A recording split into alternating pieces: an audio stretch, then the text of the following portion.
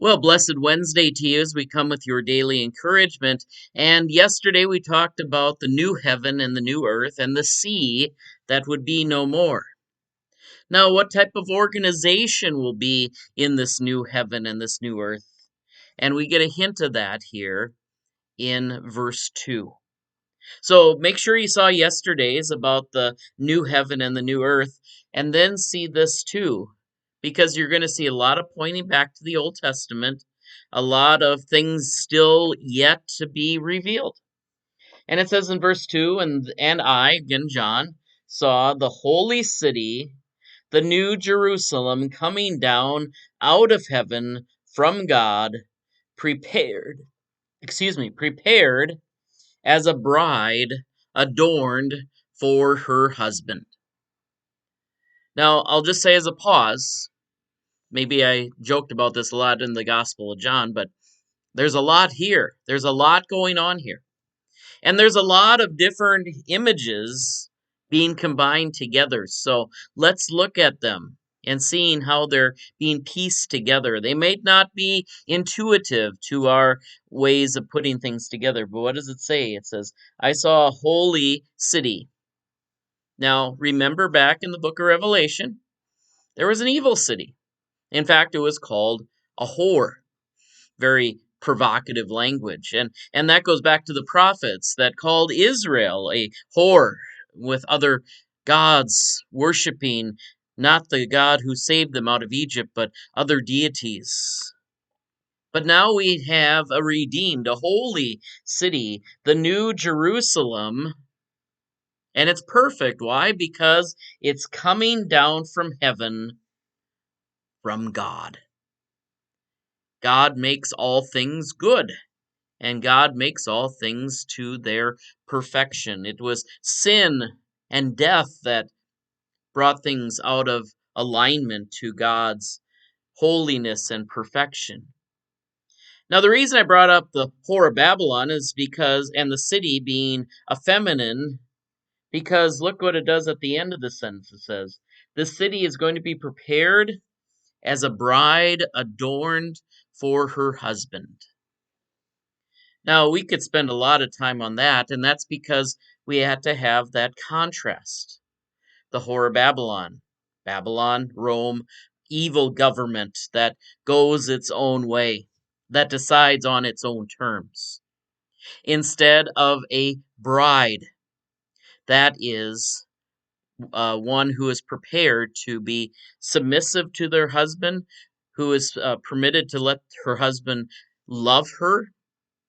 You know, there's kind of some reciprocity that goes on in the ideal husband and wife relationship. And so there is with the city and God relationship in this type of thing. Now, we talk about bride for cities. We talk about cities in the feminine many times.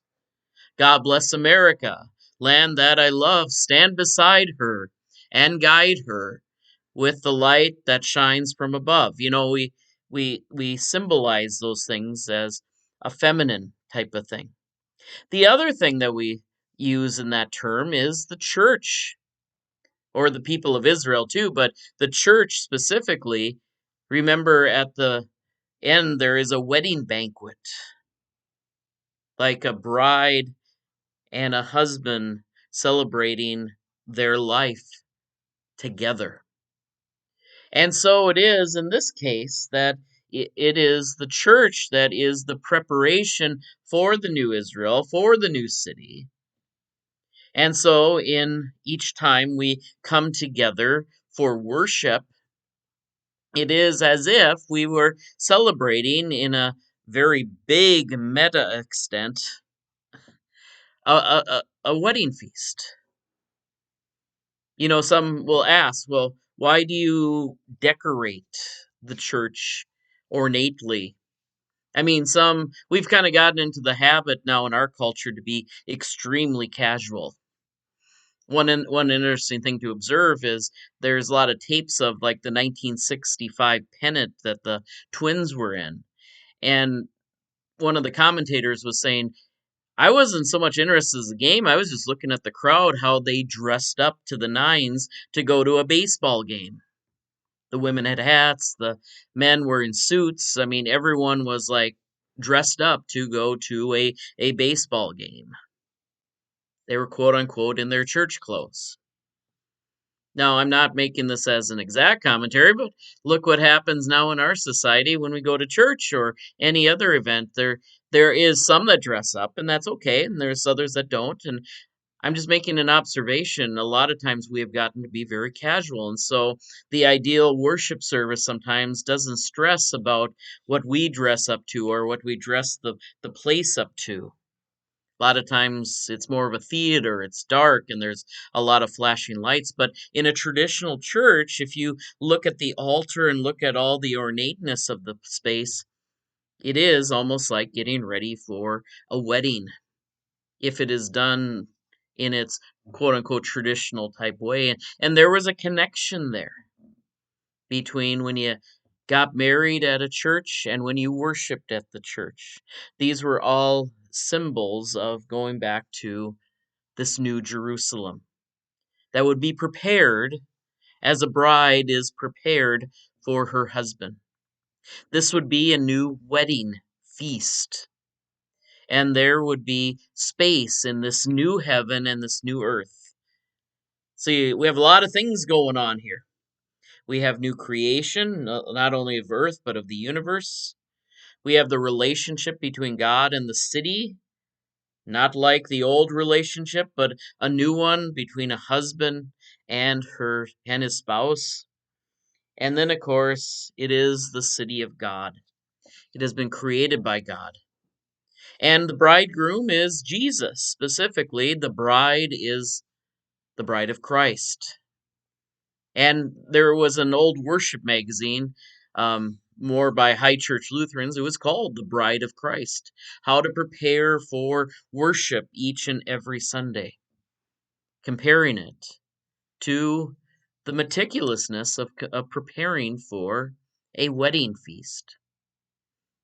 Now, that might be something to think about when we gather together. Of course, we have seasons where some are more ornate than others. I mean, Christmas has a different feel than Easter, but they're a little bit more ornate than our usual quote unquote green seasons of the year. But all of them are a celebratory anticipation of when the bride and the groom will fully be coming together in the new heaven and the new earth.